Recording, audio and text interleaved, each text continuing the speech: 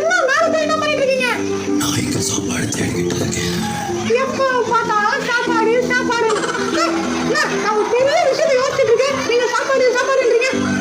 என்ன யோசிக்கிறேன்? நான் கீழே வரேன். நானும் மரமா பறந்துக்கிட்டு நீங்களும் அப்படியே மண்ணோட மண்ணா தேஞ்சு போறீங்க. ஆனா நம்மளால அந்த சிங்கராஜா மாதிரி பவர்ஃபுல்லா இருக்கவே முடியல. என்ன நீ சொல்ற? சிங்கராஜாவா? அதெல்லாம் எனக்கு ஒரு பெரிய விஷயமே இல்லை. என்னது ராஜா பெரிய விஷயம் இல்லையா? ஆமா, உனக்கு என்ன வேணும்?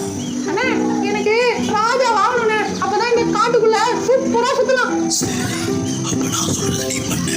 ஓ, உங்களால என்ன ராஜா வாங்க முடியுமா? உன்னை நான் ஈஸியா ராஜாவாக்கிடுவேன். சூப்பர்ண்ணே. அண்ணே அப்ப உடனே ராஜா வாங்குங்க. அதுக்கு முன்னாடி எனக்கு ரொம்ப பசிக்குது. அட என்னண்ணே நீங்க என்ன சாம்பார் சாப்பிடுறீங்களா? பசிக்குது. எனக்கு ஒரு சாப்பாடு வாங்கிட்டு வா.